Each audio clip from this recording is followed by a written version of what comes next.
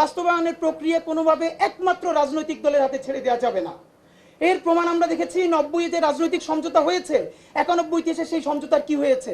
একমাত্র সংসদীয় গণতন্ত্র ছাড়া আর কোনোটাই তারা ব্যাক করে নাই। অনেকে বলে রাজনৈতিক দলগুলোর উপরে বিশ্বাস করেন, অবশ্যই বিশ্বাস তো আমরা করতেও বাধ্য, না করে যাবো কই? আপনারা তো মাইরে হইলেও বিশ্বাস করাবেন। তো কিন্তু ব্যাপার হইলো, বলেছে কেন, এটা একটু আগে বলছে যে এটা আইন না, প্রতিশ্রুতি। ভাই, যেই পোলা ঘরে বাপের পয়সা চুরি কইরা প্রতিদিন কিরাকাণ্ড করে, ওর 100 কিরারও আর 100 প্রতিশ্রুতিরও কোনো দাম নাই। সুতরাং আমাদের কাছে আমাদের রাজনৈতিক দলগুলো হলো আমাদের সেই পোলা। নামাজের সময় এই যে ইলেকশন আসছে, জুব্বা পড়বে, টুপি পড়বে, আল্লাহ বিল্লাহ করবে, মিলাদ গাইবে, একটু পর আবার মৌলবাদী বলবে, যখন যা লাগে। এই পলিটিক্সটাও ওকে, আমি তো এই পলিটিক্সটাকে ফাইন মনে করি, যখন যেটা লাগবে, এটা নিয়ে সমালোচনা নাই।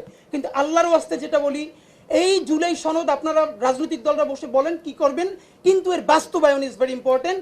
এই জুলাই সনদ ন্যূনতম বাস্তবায়নের মধ্য দিয়েই সামনের জাতীয় নির্বাচন হতে হবে, এবং সেই নির্বাচনে প্রতিশ্রুতি থাকতে হবে যে সেই সংসদ ম্যান্ডেট নিয়ে এসে নতুন বাংলাদেশকে নতুন সংবিধান উপহার দিবে। আর মানে আরেকটা ব্যাপার ভাইয়েরা মাঝে মধ্যে বলে যে গণভোটে মজা, এরপরে জাতীয় পরিষদ নির্বাচনে মজা, জাতীয় সংসদ নির্বাচনে মজা না। মানে এটা একটা কেমন? দুনিয়ায় বহু দেশের উদাহরণ আছে, প্যারালালি গণপরিষদ নির্বাচন হয়েছে, তারা সংবিধানও প্রণয়ন করেছে, আবার সংসদেও অ্যাক্ট করেছে। তো যদি সংসদ নির্বাচনে আপনার কোনো ভয় না থাকে, তাহলে সংবিধান প্রণয়নের জন্য গণপরিষদ নির্বাচন আপনার ভয়টা কিসের ভাই? জনগণ তো একই। এখন আমাদেরকে যে বলেন যে আমাদের গণভোটে এত মজা, তাহলে আপনাদের সংসদীয় নির্বাচনে এত মজা কেন? ফ্যাক্ট হলো জনগণই তো ম্যান্ডেট দিবে, তাহলে তারা ম্যান্ডেট দিতে দেন না কেন? তো আর একটা ব্যাপার, এখন যেটা হচ্ছে কথাবার্তা যাই আমরা জুলাই সনদের পক্ষে বলি, ঘুরে ফিরে মিডিয়া এটা বিএনপির বিরুদ্ধে দাঁড় করায়। এটা আর একটা নতুন জিনিস দাঁড়াইছে, বিএনপির বিরুদ্ধে দাঁড় করানো। আমি বিনীতভাবে বলি, বিএনপিকে কনফিডেন্সে নিতেই হবে। বিএনপির কনফিডেন্সের বাইরে রাখে বাংলাদেশে বিপ্লব হবে না, কিচ্ছু হবে না, এটা হলো প্র্যাকটিক্যাল কথা। তা আমরা বিএনপির মাহাদি আমির বাইরে ধরবো কি দিয়ে? আমরা ধরবো শহীদ জিয়ারে দিয়া। বিএনপির আমরা শহীদ জিয়ার পলিটিক্সে ফিরাবো ইনশাআল্লাহ।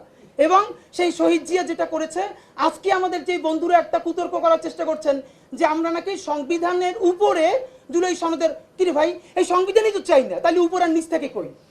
বলছি জনগণকে নিয়ে নতুন একটা সংবিধান নির্মাণ করবেন, সেই সংবিধান অনুযায়ী নতুন করে দেশ চলবে, ফ্যাসিবাদ কায়েম হবে না, তাহলে এটার উপর নিচ থেকে কই? সবাই মিলে করবে। বিএনপি যদি ক্ষমতা আসে বিএনপি করবে, সমস্যা কি? সুতরাং আমি বিনীত অনুরোধ করি, প্লিজ আপনারা এবার যে রাউন্ডে বসবেন জাতীয় ঐক্যমত্য কমিশন, আপনারা এই এলাপ শেষে আমার মনে হচ্ছে আগামী 15টা দিন বাংলাদেশের খুব ক্রাইসিস যাবে, কারণ এখন জুলাই সনদ বাস্তবায়নের পরে নির্বাচনের ট্রেন ছেড়ে যাবে। সুতরাং এই সময়টা আমরা অত্যন্ত যেন প্রজ্ঞার পরিচয় দেই। দ্বিতীয়ত, প্রয়োজনে বিএনপির সাথে বারবার বসেন, বিএনপি বলেন যে বিএনপির ভয় পাওয়ার কিছু নাই। যেই বিএনপি যতক্ষণ খালেদা জিয়ার পক্ষে থাকবে, শহীদ জিয়ার পক্ষে থাকবে, ভারতীয় আধিপত্যবাদের বিপক্ষে থাকবে, ততক্ষণ পর্যন্ত সেই বিএনপির পক্ষে আমরাও দাঁড়াই লড়বো ইনশাআল্লাহ। কিন্তু বিএনপিকে আমাদেরকে ট্রাস্ট দিক।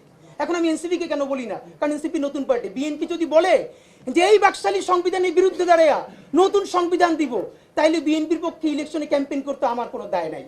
কিন্তু কোন পলিটিক্যাল পার্টিকে বলতে হবে যে বাকশালী সংবিধানের পতন ঘটিয়ে নতুন বাংলাদেশে নতুন সংসদে নতুন সংবিধান হবে, এবং সেটা জুলাইয়ে শহীদদের ম্যান্ডেট নিয়ে হবে। সেই পর্যন্ত আমরা লড়াই আছি, লড়াই থাকবে।